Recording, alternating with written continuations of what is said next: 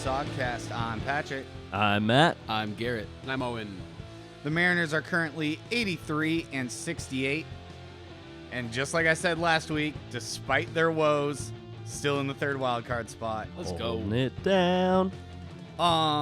We are frustrated with a lot of the things the Mariners are doing right now. We'll get into some of the negative stuff later on, but let's start off with some positives, because there are some positives, and we'll kick this pod off with a good start. Castillo extension happened today. Luis Castillo, 5 more years. That is awesome. I love Luis Castillo. I was calling for the Mariners to pick him up at the trade deadline. I'm so glad we picked him up and extended him for 5 years. We have Robbie Ray for that amount of time, too. That just kind of seals the deal at the top of our rotation for quite some time. I'm really excited. We locked down Castillo. He seemed really happy about it, too. Yeah, super pumped. I think Castillo is going to be our ace. Robbie Ray, I think, was supposed to fill that role, but he's been kind of hit and miss this year so far. He's lost some stuff, I think, from last year. So having a designated number one is good to see, and it brings me with joy. Yeah, Robbie Ray's velocity has definitely been down this year, which is weird, because at the beginning, we almost thought that he was playing through injury or something, which is why his velocity numbers were slightly down. But that doesn't seem to be the case. So he's not as powerful of a pitcher as he was last year. He's still good, but to have Castillo as the A spot and to lock him in for 5 years, that's huge.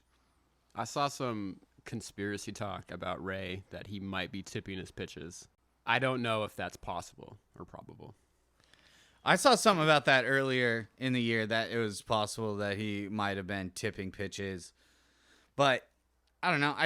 Stuff hasn't been as nasty. Not he's been bad by any means, and he's had some really strong stretches throughout the season.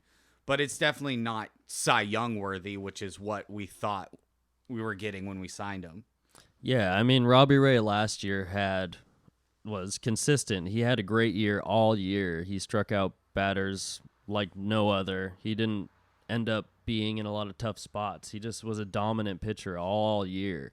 And we've seen, like you said, it's a coin flip what's going to happen with Robbie Ray. Even though he dominated the Angels, 2 of his starts were 10 Ks plus, and then that third start against them, they came out swinging. They knew what they were doing, and he wasn't hitting his spots quite well enough, Yeah, he's kind of the guy that always pitches for the strikeout, so he'll throw a lot of pitches. But if a team starts lighting him up early, he's not going to make it deep in that game, and it's really hard because he doesn't really adjust. He just always goes for that dominant strikeout thing, which that's what he does best. So you can't blame him for it, but he doesn't have the finesse to go out there and do that consistently right now.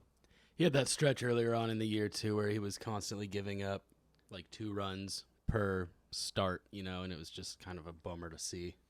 And he hit 200 strikeouts recently, so he's still K'ing up hitters. He's still being able to piece them up, but he's definitely not as dominant. And, that's okay, but he's still getting the job done.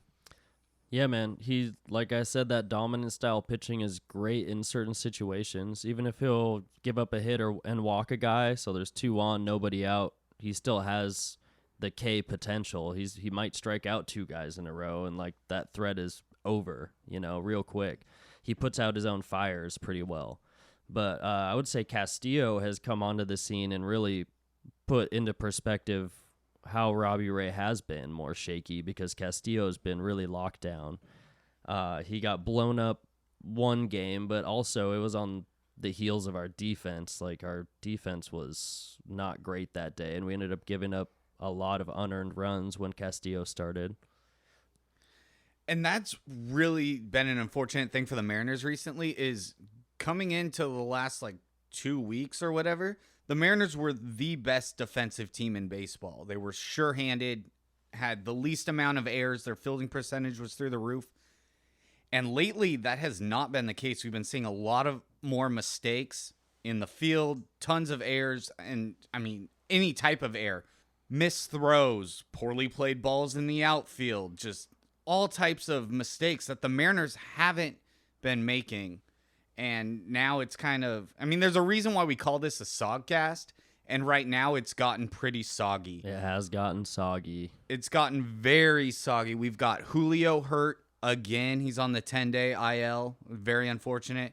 Still dealing with Suarez's injury. Our bullpen has not been as dominant. It's been a little shaky here or there. And I was kicking myself because I really wanted to say on the pod that once they got the nickname of the Los Bomberos, that they were going to be too big for their britches and it was going to start to collapse. That was something I thought, and I should have said it because then I could have been like, oh, I called it. But now it just seems like hindsight 2020. But it is something that I was like, oh, maybe it's like too much to their head. And it seems to be kind of be the case. I think it could be a positive thing that kind of thing gets in their head, because this is before, like, that was the beginning of September, end of August when they got that name. Mid-August, I don't know. They've been more shaky recently, for sure. Is it because of the name and the attention? Maybe. Can that be a driving factor for like what it feels like to go into the playoffs and like feel like the situation is bigger than you and you have to grow into it? Could be a first step. That's what I was wondering, if it's almost like a pressure situation, like now they have a name, like they're a unit. They're supposed to be one of the most dominant bullpens in A baseball. whole light show. Yeah, and it's so cool. It is cool, really but awesome. It's like, really cool. It's a lot of hype. It is. And it's been kind of shaky. And honestly, it's not just on the bullpen. Really, the Mariners have been shaky in a lot of things right now. It's been pretty frustrating these last 2 weeks. It's had some good moments, but the bats aren't working. Fielding isn't working. And these are the games that the Mariners really needed to jump on. We had the weakest schedule in baseball, and we are not capitalizing on it. Yeah. To recap, we went 1-3 in a 4-game series against the Angels. That which is cannot not happen. Good.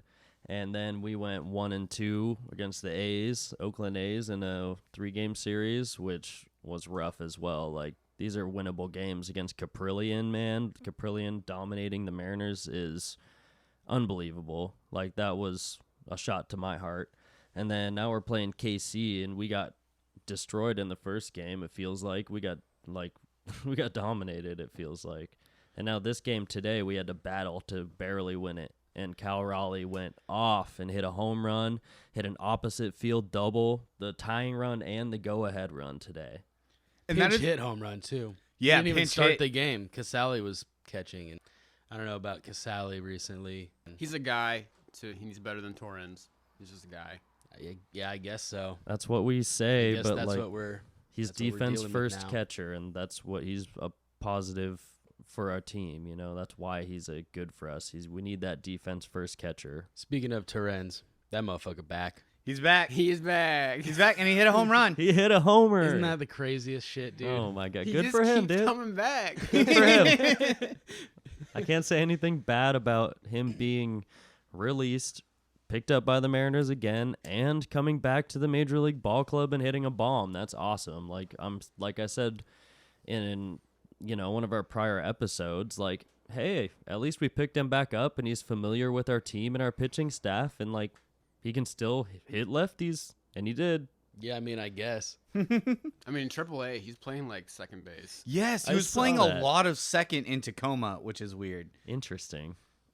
It was weird seeing him out there at second. But does he play third? We've had How's Ty. Ty France been doing at third? I haven't been watching games. I listen to him on the radio. I don't really get to see how he performs. Seems like fine. I haven't Yeah. really been watching too, because I work at the times the games are on a lot as Right. well. I don't see a lot, but Me too. I I'm haven't- always have the game on the radio. I haven't heard anything bad. Like today, they put in Toro at third at the end of the game and moved France to first and took Santana out because we went up by 1, and we were just trying to make defensive substitutions for a half inning when Munoz is pitching. So otherwise, like, Ty France was there all game again. Seems fine. That's his natural position too. We moved him to first base. He played third, second. Now he's a first baseman, and I think he can still do third. Okay. Yeah, I like him at first base, though. Oh, Yeah. me too.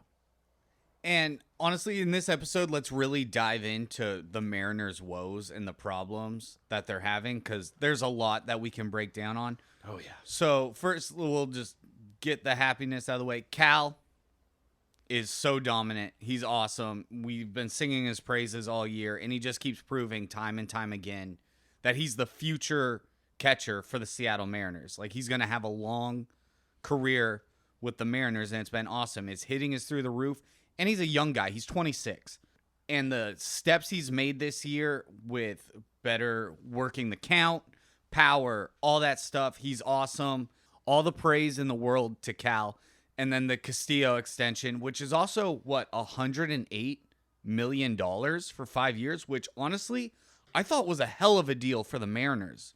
Yeah, I think it goes both ways because that's like a $20 million a year contract. That's really good too. That's no joke. That's the fucking, he's living large. That's $20 million a year. It's awesome. Yeah. Yeah. So, yeah, I mean, not a bad deal by the Mariners. I'm glad he's smiling and loves to be in Seattle. Like, it makes me really happy to see that he's happy. Yeah, and it's nice seeing the team chemistry. And, we have so many Cincinnati Reds on our team. The Seattle Redners? Seattle Redners. Cincinnati. Yeah. But it's worked out for us. We've got a lot of team chemistry, which is nice, and things are going well. Another positive we can bring up, Kelenic is back up on the roster, and he's doing okay. He hit a massive bomb, was it yesterday? Yep. That was an absolute missile. Threw a clutch runner out today in, the 8th inning? Yep. Dude was trying to stretch a single into a double, and Kelenic hosed him. Great play. He does have a really good arm. Yeah, his defense was never the issue. It was his plate approach and his attitude. Yep. That was the biggest issues. Now that he's up with no options left, I mean, his back is really up against the wall. There's nothing left for him to do here except perform. So, I mean, he has K'd a couple times, but he's been putting the bat on the ball more. He's been picking his pitches better. And if he can hit a couple more bombs, a couple more doubles in the gap to help us out just in this final run to the end of the season, because we can't send him down or we'd have to release him. So we're not sending him down to keep him around for trade value. That'd be awesome, man. I see him doing what he can, and he's still trying to win for this team. Yeah, I follow some of the beat writers on Twitter, and they said that in his last stint with the Rainiers that he's really worked on his plate approach, really worked on like a short, compact swing with a little bit of a leg kick, and he's really worked on, putting together better at-bats, having a better eye.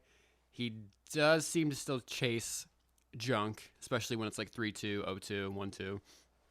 But he seems, we've only seen him for 2 games? Seems to be doing okay. Better than before. It's true. And, Small sample size, but definitely better than before. Yeah, and Trammell is back up as well because the Mariners have dealt with so many injuries, but he has struggled with his most recent stint. He did hit that massive bomb. It was like 444 feet or something, just annihilated. But didn't do much other than that.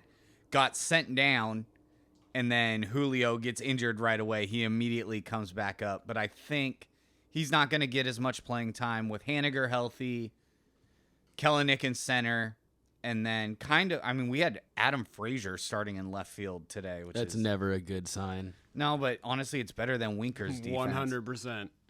Yeah, but I'd say why not? We need to be playing Haggerty in left field and DHing Winker against righties, That's the best situation. But obviously, we have injuries right now. Things are moving around in a way they haven't. The energy is low. The chemistry is mediocre. Like, good vibes only still exists, but, like, everything feels a little bit jaded at this moment because we were hot at the beginning of this month. And the wheels have fallen off this thing. Let's not lie about it. We're not hitting with runners in scoring position when we get them in scoring position. Problem, bro. Just getting them in scoring position is exciting. It's like, yes, we can do it. We can do something. Finally, they left 14 players on base today. Heartbreaking. 14. Yeah. Twice with the bases loaded, right? And one time bases loaded, no outs, and could couldn't not score a score. single run. And it's like, It's the most frustrating thing to watch. So frustrating. And, we want to be happy about this team, but right now they're making it really, really hard. And I know, like, some of our listeners, some of them have been longtime fans, so they've gone through this before and they know the struggles. But I know we've got some new baseball fans and new Mariner fans that might not be as... They don't know that deep struggle that we've sat through for 21 the seasons. lifetime weight on your heart.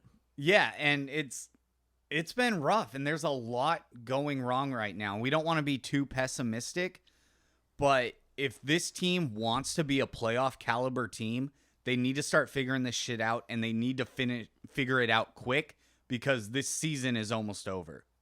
Yeah, what kind of worries me in general is that it doesn't seem like we really have an issue getting people on base or into scoring position. We have a lot of people getting singles or doubles, drawing a lot of walks, which is great. A lot of walks.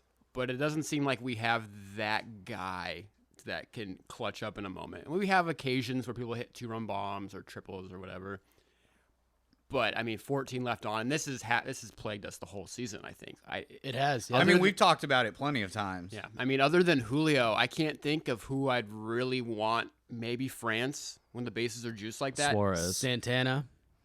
I would trust it more in Santana because he just manages to have that clutch factor more often than not. Toro. Yeah, I was going to Not say Toro. Santana really has had the clutch factor. Yeah. Suarez has K potential, but the most home run potential. Julio is really the guy you want up there because he's really like the most poised to do damage with the bases loaded. Even though he's a rookie, this is insane to be saying this about Julio. It sucks he's out. He's only played like 80-something game seasons before. This is long for him. And he had a quote where he was like, the best way to describe it is like it's September, And we want him back as soon as possible, but we want him as healthy as possible. Same with Suarez. I don't want Suarez to come back with a shit finger and like be feeling it and like Oh man, he got the shit finger. the shit finger. I don't want him to have a bad finger coming back, man, and making throwing errors and it just looked bad. No, I do 100% agree with that too. And look what happens when we bring people back too fast from injury. Where we had it with Haniger and France, who came back maybe before they were 100%. And France's struggles were particularly bad when he was playing through his injury. And so we want Julio and Suarez in the lineup, but we also need them to be as healthy as possible. And as long as we can just remain 500, if the Mariners can just win one, lose one, keep the pace, it'll be okay until they're back in the lineup. But right now they're struggling to even do that. Yeah, like you're saying, France really made a bounce back from his injury and his struggles during that time. He's been really good lately. He got 3 hits again today, and today is Saturday, the 24th of September that we're recording, so this won't come out till Monday. But France got 3 hits today. Looked awesome. On the other hand, Mitch Haniger, who is struggling like France was at the time, grounded into 2 double plays yesterday, struck out twice yesterday. He did have 3 walks today, which was today nice. But he I think changed he his also approach. K'd up a couple times. He realized, his first 2 at-bats, at least one of them was a K, but he's realizing that he's missing a lot. He's swinging and missing and not seeing those sliders. They look like fastballs. He's swinging straight through them constantly. So today he did change his approach up to at least help the team, kind of had the way Jesse Winker has by at least getting on base. Right, if he's going to work the kinks out, he might as well walk while he's... Yeah, put the potential for the dudes next. Beats the hell out of grounding into double plays all the time, which is a huge problem. Especially with the bases loaded. Come on. They got to get that together. He walked late in the game with a runner on first and 1 out today because I think he was like, I'm not grounding into another double play. I'm going to let this go. You, Mitch. Or I'm just going to let this count go loaded. I'm going to let it go as deep as possible and see if he'll fucking walk me because I cannot hit right now. He knew in his heart. He was like, the best way to help this team is to walk and let the next dude try to hit us in. And they did. Is that Winker strategy too? Dude, Winker got 2 hits today that both resulted in runs Nice. again with Cal Raleigh behind him. That's why. But Winker's still, only those singles are huge. RBI this month has been from a bases loaded walk. And that just like sums up Winker his whole season. I can't believe he's been so bad. It's been shocking. And also, Scott Service is tired of playing nice. He's been very upfront with the media that Winker is not getting it done on defense. And they have no choice. They can't leave him out there in left field anymore because he's not getting it done. He's making rookie mistakes out there. Bad reads on fly balls, losing the ball in the lights and stuff, which I guess it's kind of like a freak occurrence, but you can't have that happen, especially now. It's September. This is where everyone needs to shine, and they need to take that next step up. And right now, it seems like the only person that's doing that is Cal. Yep. The only person that's really stepping up, especially with Julio and Suarez injured right now. Yeah, a lot of people are kind of bouncing around, moving positions. We got Dylan Moore in there that's not doing much, dude. He's striking out a lot. I'm expecting him to hit a bomb here and there, but he just hasn't been the Dylan Moore that I've wanted him to be since 2020. And I've had high hopes, but, I mean, he's had injuries. He's working back. He's our most utility guy, and we need him. But, like, he's not performing to a high level either. And also with us using a revolving door in left field, Frazier, Haggerty, Winker, none of them have strong throwing arms. And that is another downside, is that we don't have three strong arms in the outfield. Kelenic and Julio, strong arms. Haniger, I would say slightly above average arm. I wouldn't say he's like got an absolute I'd cannon. say strong arm. He can sling it. Above average, for sure. Yeah. Yeah, I would go with above average. But left field, it's just no one has an arm out there. It's a black hole out there, man. It's crazy. I will say in video games, I do throw my worst outfield arm in left field. I don't worry about it as much because it's a shorter throw. I mean, I will say that there are a lot of times where there's a single to left field, and we need that guy to be coming up rocketing that throw home, and it just hasn't been that way at all season. Single to left means that dude is scoring from second, and that's sad. Oh, 100%. There's no way anyone's getting thrown out at the plate if it's hit to left field. It's just we don't have the arms for it. And we've had more errors. We touched on this earlier, but errors are through the roof right now. Like, literally the wheels are falling off. And again, don't want to be overly pessimistic, but that is what's happening right now. That's right just the showing this past week or two is like the wheels have fallen off. It's awful. Need Julio and Eugenio Suarez back, man. They're huge. They're the biggest punches in our lineup, and they're gone. I will say, Owen, in the chat today, in our little group chat, you said something about, like, the Mariners might set a season record for a franchise record for something. What do you... Left on base. Left on base. Yeah. I didn't look it up, but, I mean... It feels that way. The eye test says they're leaving way too many men on base. Yeah. We'll look that up, and we'll come back with the stats next week because We've things tried to have look not that been one up. great. That one's a hard one to find. Yeah, I think we'll find it. It's got to be somewhere. We've been doing better at digging into the stats pages, so we'll come at you with some hard ones here soon. But we're just talking about how the Mariners have been struggling. Jesse Winker hitting .215 with 13 home runs. Boo. I'm actually even surprised he has 13 home runs, honestly. I haven't seen one for a while. They haven't been recent. Yeah. Right, yeah. He did hit a grand slam this year, though. That was did. nice. That was cool. Against the Angels, too. I wanted him to do so well this season. I still think he has a lot of opportunity to do well, but he's just been trying to make adjustment after adjustment with his stance, his leg kick, his timing. It just nothing's all come together at the same time for him. He's trying to, like, throw spaghetti at the wall and make it stick, I think. Yeah, I think Yeah. he's, like, starting to panic a little bit. He's like, okay, I'm For a sure. liability in left field. I suck shit at the plate. I need to do something that will just hold something together.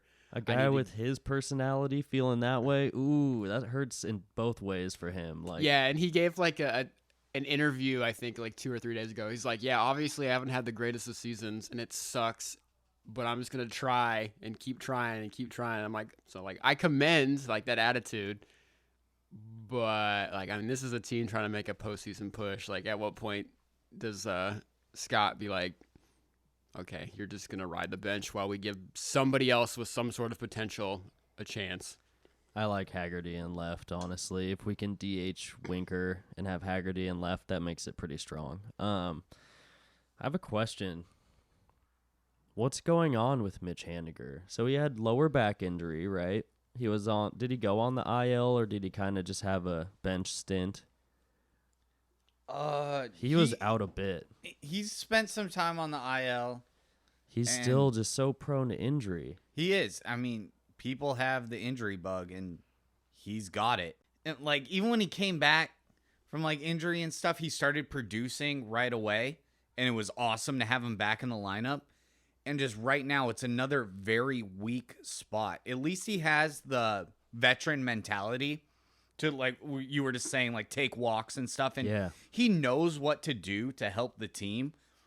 But performance-wise, it's just not happening. And, I mean, honestly, we could throw a dart at a dartboard and it would land on something that the Mariners are doing wrong right now. You know what I'm saying? Like, Another perspective on Haniger is like Castillo just got an extension. They're signing all these dudes. Haniger's kind of been a super injury prone guy that we would love to keep around, but like, is that a part of, while he was out, I even mentioned, like, is this a good time to talk to him about extensions?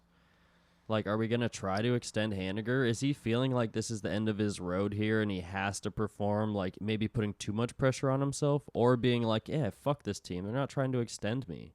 What the fuck? I don't care. I'm going to tank. Like, what's going on? That's I can't pretty tell. malicious. Like, I don't think he is doing that. It makes me think that way when you see 2 ground into double plays, 2 Ks, and like.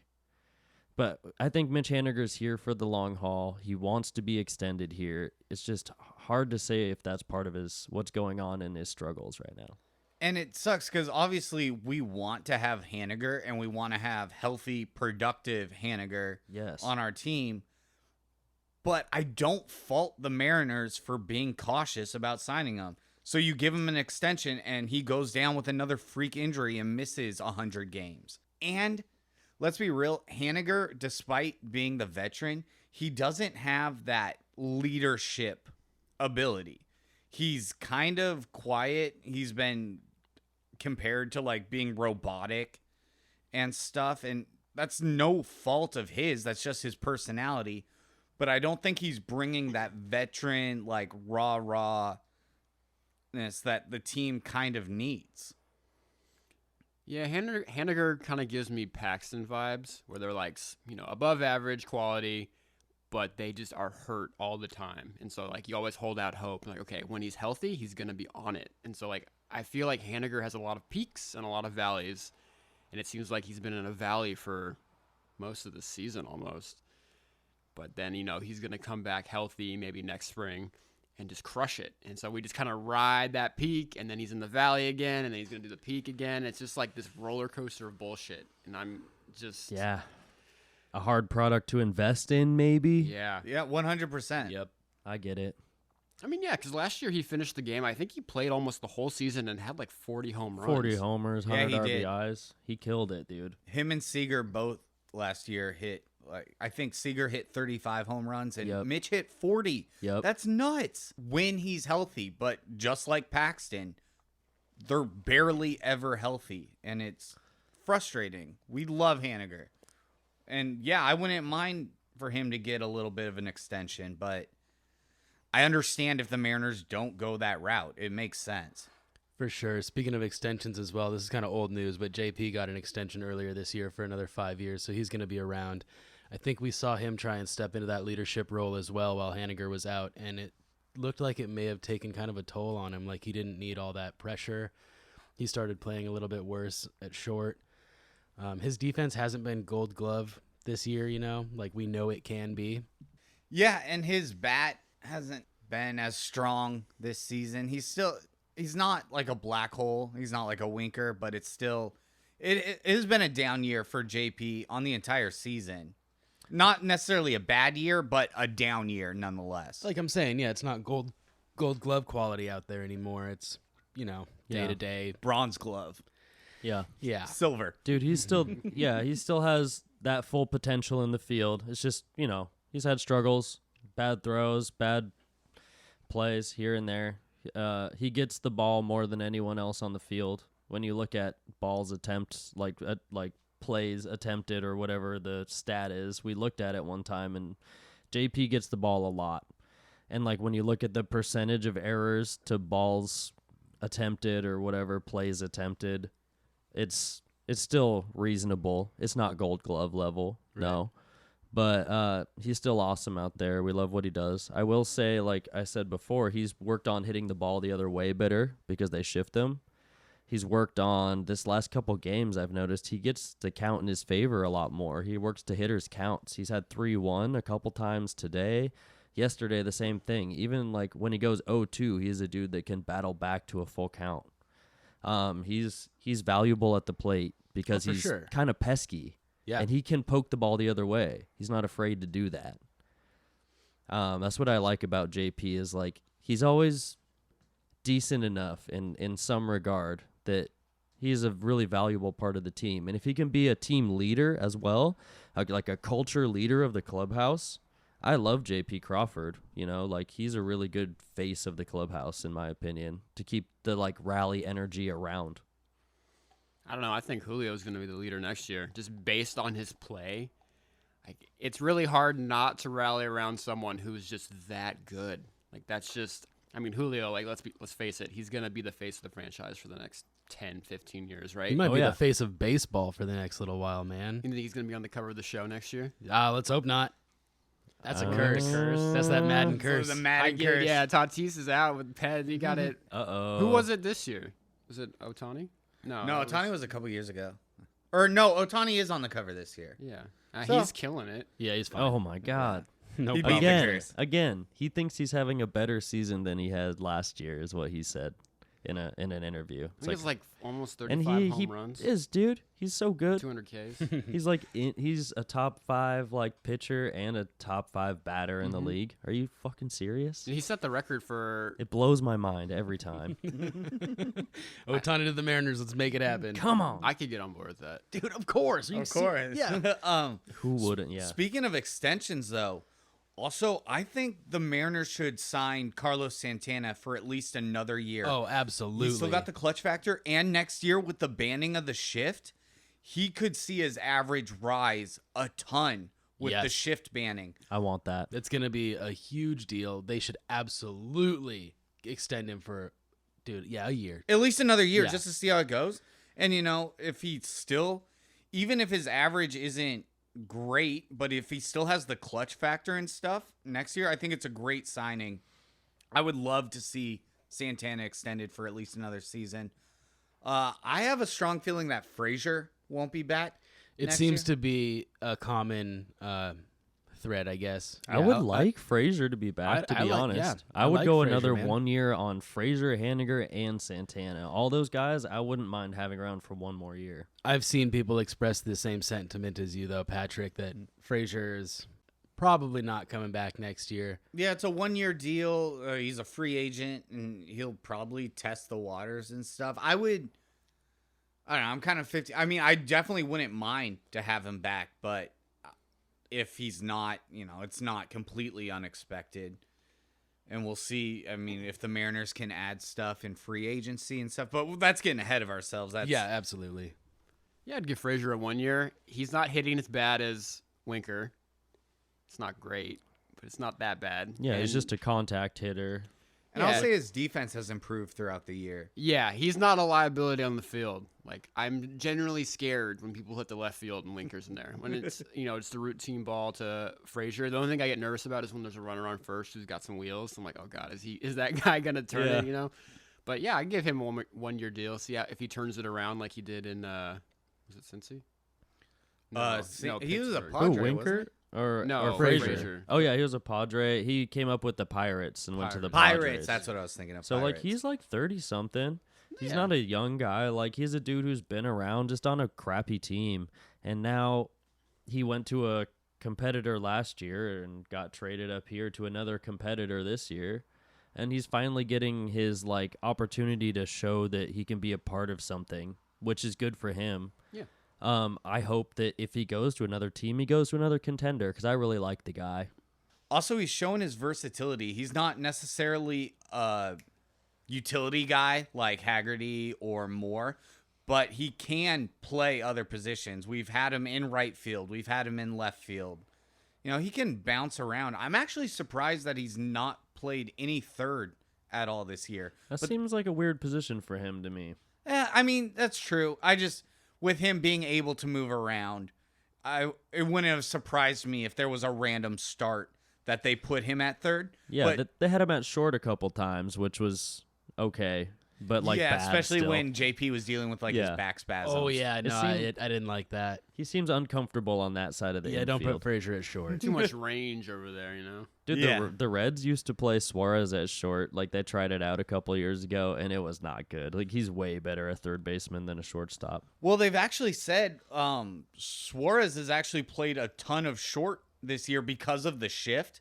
Yeah. So, like, he's technically moved into the shortstop position when you have JP then on the right side, which, again, won't matter next year. So it was beneficial that the Reds played him at shortstop for a while, because when the shift happens, he's already experienced there.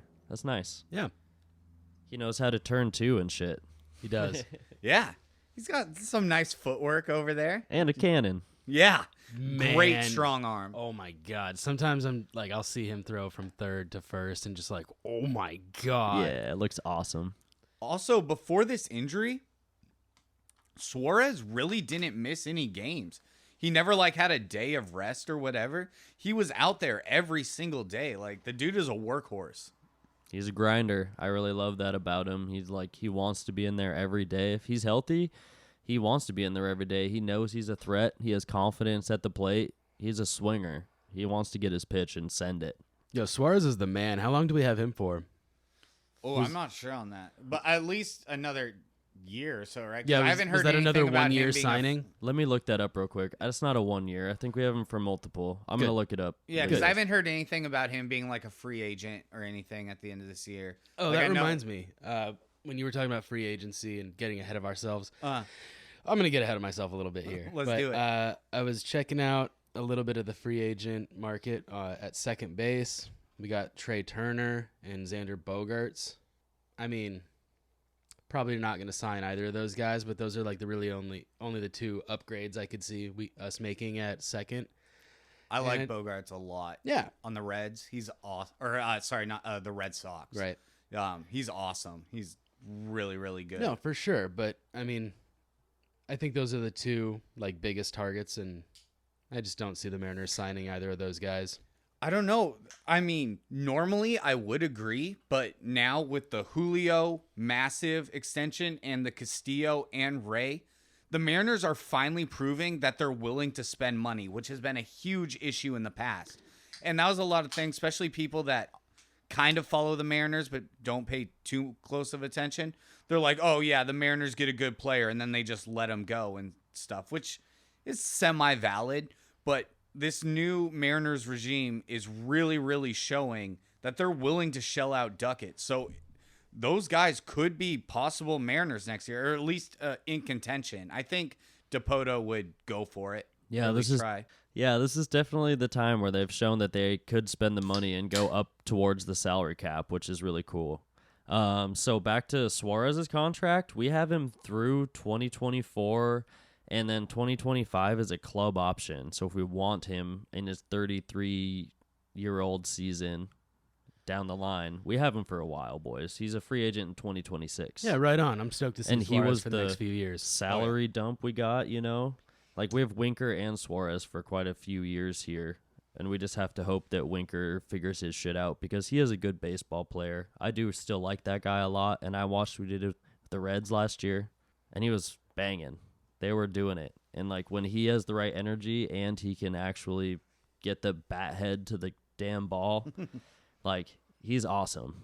He could be a really, an electric spark for our team in the Electric Factory. So Oakland averaged 4,000 fans over the series we played. Oh my god. So sad, bro. That's smaller than a local music festival, or the Renaissance Fair is bigger than that, bro. I've seen stats that the Oakland A's AAA team averages higher attendance per game than the A's do themselves. I feel really, I don't know if I've mentioned this on the pod before or not, but I feel really, really bad for like diehard Oakland A's We've fans. talked about that a little bit. And Where- they're there. Where they, Beating the they have drum. really, really dedicated fans with their drums and stuff, and like to love your team that much and just know that ownership doesn't give a single shit about your team. Their stadium has been outdated since the 70s. They've made no improvements. It's awful, and I feel really, really bad for Oakland A fans. Yeah, their fans are really riding it out because they know it might be the end of it. You know, they're there till the end because they bleed green and gold over there. They're no joke fans, and if it's the end, they're gonna be there. That's how I feel. Like that's why they're there.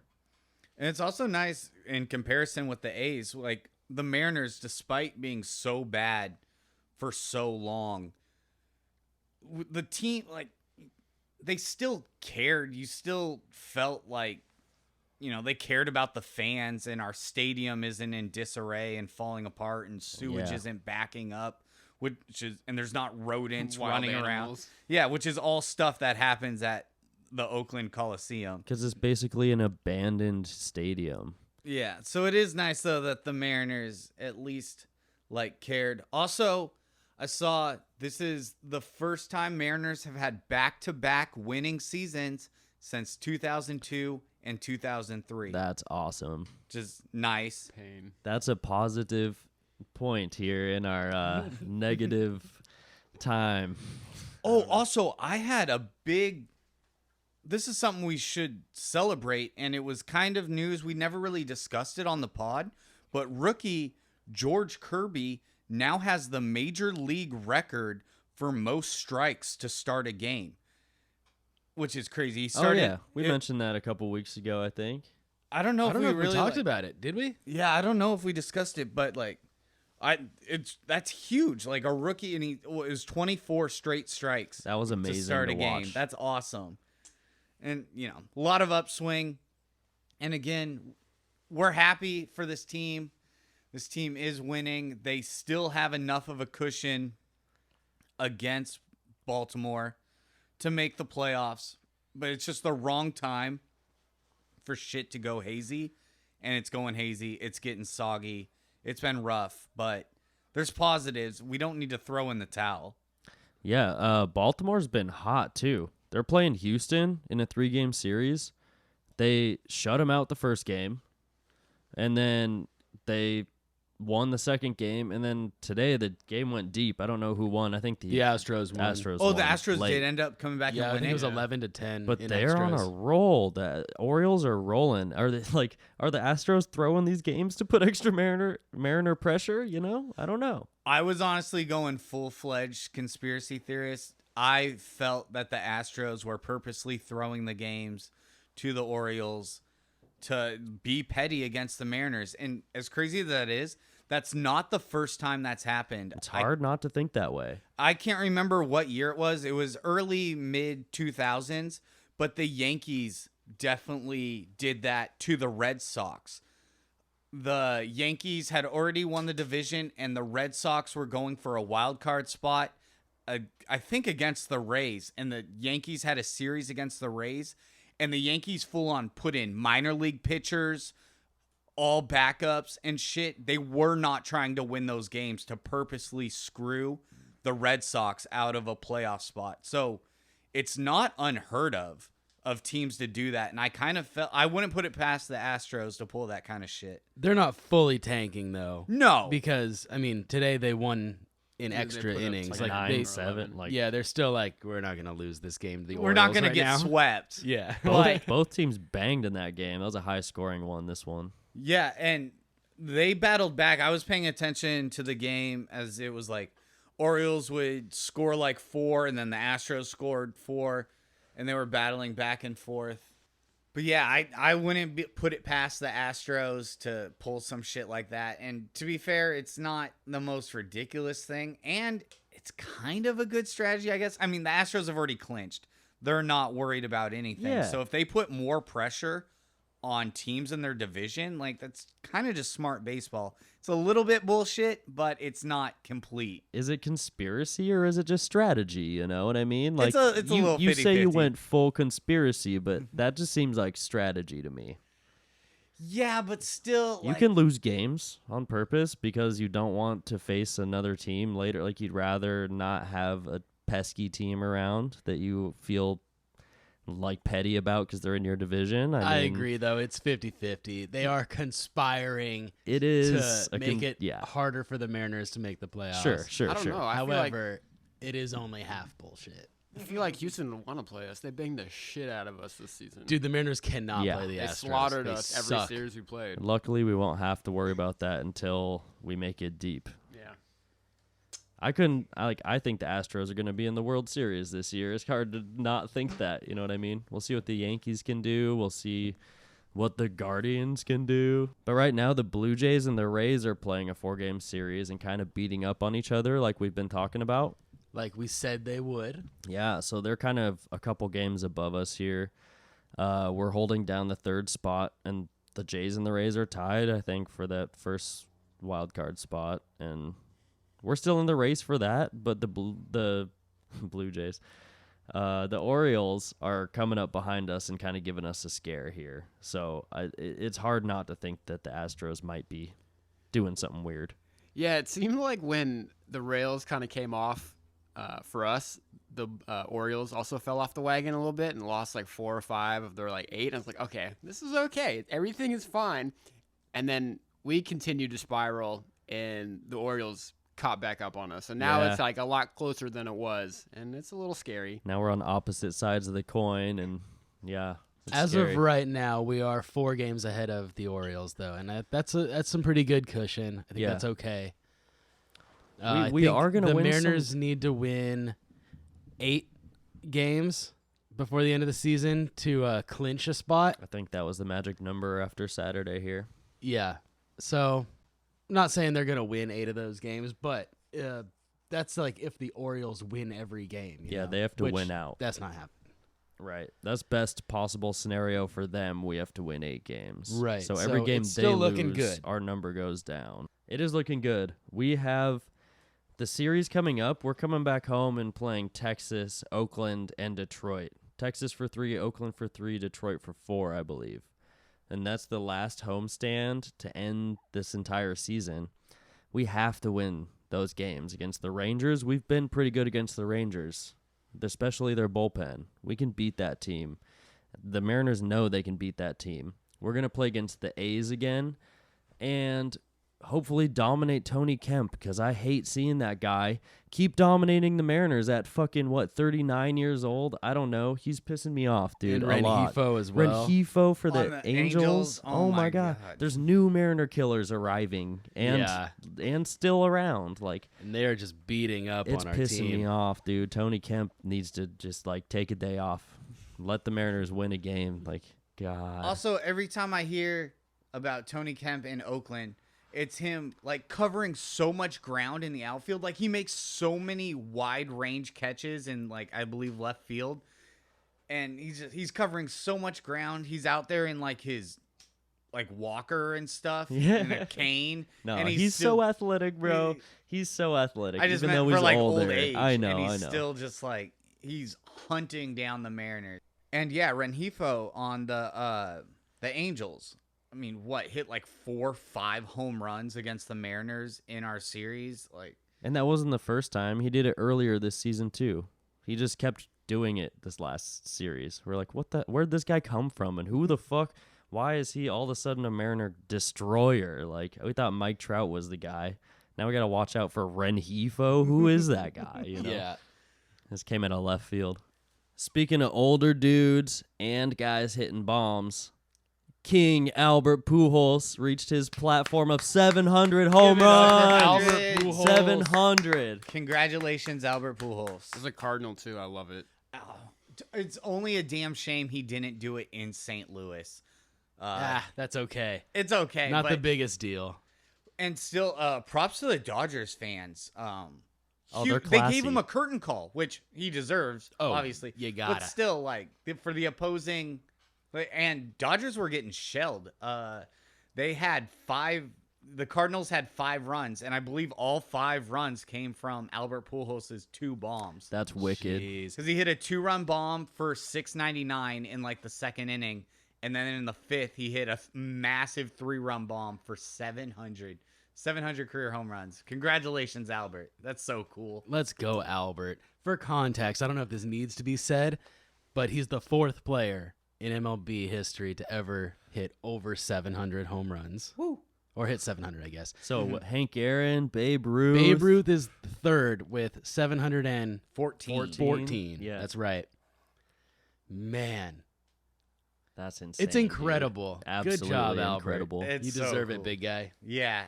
I can't believe he did 2 in 1 game. I know. When you dropped the text, I was like, no way, 2 it like today he has 698. He beat it now, like out of nowhere. And Judge is sitting on like 4 games with no homers, trying to get off. Yeah, he's a really 60. struggling over there.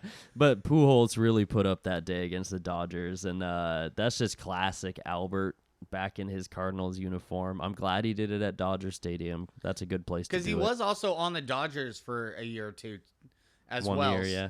Well, a year. So it was nice. Like, those fans liked Albert. But also, I don't think there's a fan base that doesn't love Albert Pujols. The dude is amazing. He's the machine. Legendary. I think the biggest victory is that because he hit 2 in 1 game, Zach Hampel wasn't there. Is it Zach Yeah. or Drew? It's Zach Hampel. That Yeah, he douchebag. was sitting over in the Bronx waiting for Judge to hit 61, 62. Yeah, and that didn't happen. And Pujols hit his 700, and Zach Hampel was nowhere near there to steal the ball. I hate you, Zach Hampel. He's an Come catch these asshole, hands. bro.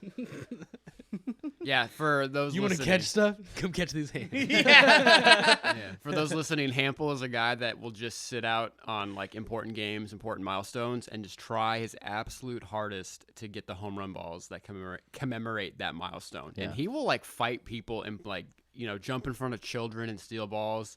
Yeah, he's notorious. That's his whole shtick. Tacky, bro. And he's been doing it forever. That's like his whole shtick. He has no alliance to a single team.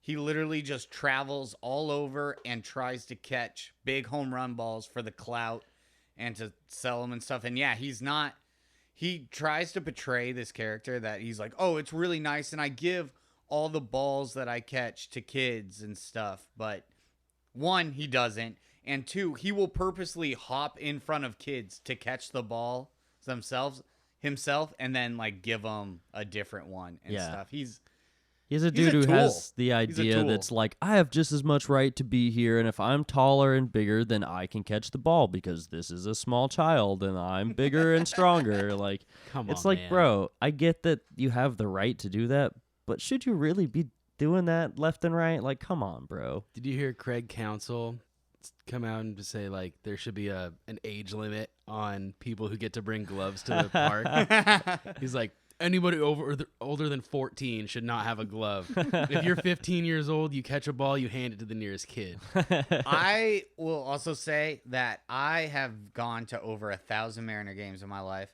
and I have never caught a home run ball or a foul ball. I've been close a couple of times. When I catch that ball, I am not giving it to no damn kid. I'm I keeping will mine look too. little Johnny right in his stupid face, and I'll say, hey, you're 5 years old. You have a whole lifetime to catch a ball. I've been For spending real. my whole damn life trying to catch this ball. I'm holding on to it. I'd tell that kid how many ball games I've been to and how long it's taken to get one. I'd be like, it's taken me 32 times around the sun, brother. Like, good luck in your future. Patrick, didn't you get This one's my first. Didn't you get clocked by a Ken Griffey Jr. foul or something like that? Edgar Martinez. Edgar Martinez. Edgar Martinez knocked me unconscious. Yes, he did. I didn't catch it. Caught it with my face. You caught it with your face. That's insane. And I think that was your catch. Yeah. That's why you're never gonna get one. That's why there's You nets have- now. that was You that have was the my one ball and though, only. right? I do have the ball. So you're good. That was actually pretty cool, and this can kind of go into our CS guys, kind of cool interactions and stuff we've had with players. I have a ton. Honestly, I could do a full hour episode of just the cool shit that I've done with players, but I'll bang out a couple quick ones. I'll try to do it quick. Yes, Edgar Martinez did knock me unconscious. That's awesome, dude. It happened during batting practice. I was like 10 years old, and I was down the first baseline. And this was before. Now, if you go to games, not only is there extended netting down the first and third baseline, but there's also like these fences that they put up just for batting practice, so balls down the line don't smash into fans. And those are there because of me. Not the extended netting, but the barriers, because those happened before the extending Yeah, netting. like big square barriers. The big square barriers. Those are there because of me. Edgar Martinez roped one, and I put my glove up, and I remember it coming closer, and I was like, oh, I'm going to catch this, and then everything went black. Dude slumped me. Dude was coming in. It was coming in hot. I woke up surrounded by my dad, medical, and Edgar Martinez. Edgar Martinez actually stopped batting practice and came down to check on me, and he signed the ball for me and took off his batting gloves. He has personalized batting gloves, and he took those off and autographed them for me, and I have them in a display case at my house. Oh, so dope. That's legendary, dude. It was really cool. So yeah, Edgar Martinez slumped me. What's up? That is gnarly though. And then I've shaken Ken Griffey Jr.'s hand. That was pretty cool. Joey Cora has held me. And I mean, I was a baby. It wasn't like a couple years ago. I was going to say, he's a small guy. Like, Yeah. Like a warm embrace. But I was a little kid, and back then, if you had season tickets in the Kingdom days, at the end of the season, you could go onto the field and like meet all the players and stuff. And so I have a picture of Ken Griffey Jr. shaking my hand, and I have Joey Cora like holding me as a baby, and he personalized the autograph, and it's like to my friend Patrick. And then also Dave Niehaus and I were friends. Rest in peace, Dave Niehaus. Those are just a couple cool ones. I could go all day. You having really season could. You have a tickets lot and of good growing up, that's awesome, dude. I've had a ton of cool stuff with players, but yeah, those are a couple of real big ones. Yeah, those are awesome, dude. I've had tons of experiences down at Cheney Stadium in Tacoma, messing around. You can get a lot closer to the players more easily there. There was a time where me and my little brother were there on a day where Kazuhiro Sasaki was doing a rehab start. So when he came out of the game, like when there's a clubhouse door, right, and they had a bunch of barriers set up, and there's all these kids and people trying to get autographs when he's leaving from his rehab start, and it was really wild. My brother got an autograph. I didn't. I was a little bit older, so I was kind of like shoving him forward to get an autograph, and the people next to us were like, helping us. They spoke a little bit of Japanese just to try to like get his attention, and that was pretty wild. Like, he was a massive star at the time in like 2001, 2002, like right when he came over and was nasty. I have his bobblehead from around that time. Oh, It's hell yeah. very fat. Big boy. That was a fun one. I always ran into like Pat Borders and Raul Ibanez down there. They were down there a lot. Pat at the end of his career, and Raul up and down with the Mariners at the time. But my favorite one is being at T-Mobile and batting practice. It was a Marlins game because Ichiro was on that team, and I thought it was the last time we might see Ichiro in Seattle. He ended up playing a little bit longer and being with us for the end of his career, which was awesome. But he was out in right field during batting practice, and I was next to this guy, and we're hanging out in the first row in right field. And there's this ball that's hit, and Ichiro's kind of trying to track it down, but he knows it's a little bit deeper, so he's going to like play it off the wall. This ball gets off the track, off the wall, and over the fence, off the guy next to me's glove, and I like snatch it out of midair, and I grab it, and I look down because Ichiro was tracking this thing down, trying to play it off the wall, and was probably going to toss the ball up anyway. But I look down, and he's just kind of smiling, like yeah, nice, like you got that one. And I was just like, you the man, Ichiro, did the classic, you the man, and just like gave him a little point, and he was like, yeah, what's up? And then just like jogged on off, and He said, "No, it was you're really the cool, man, man. Matt Yeah, Korsmo." exactly. He's like, no, yeah, you. No, that was just a really fun little interaction with Ichiro that I had. That dude's just like a massive superstar, and it was unreal to just have him run up and like have a little like, sup, bro? It was cool. Mine's completely different. I was at a game at T-Mobile, and they were playing the Rays on Mother's Day, or maybe Mother's Day weekend, or somewhere around there. I think it was Earlier on this Mother's year. Day. Yeah, earlier this year. And I was heckling the shit out of Randy Rosarena, and he was having none of that from me. He was tired of my bullshit. I'd be like, he's just making plays out there, just doing good baseball stuff. And I was so tired of it. I was like, hey, chill out, Randy. Hey, calm down over there. And then at one point, I was like, Randy, your shoe's untied. And he makes this amazing catch. And he turns around and like waves his finger at me like, no, it's not, bro. I was like, My shoes are perfectly tied. shoes are totally tied, dude. I was like, fuck. But it was fun. I like tackling Randy. Yeah, I don't have as cool as stories as Patrick, but I did hang out with Dan Wilson a lot when I was younger because my uncle played college ball with him before my uncle washed out and Dan Wilson went into the league.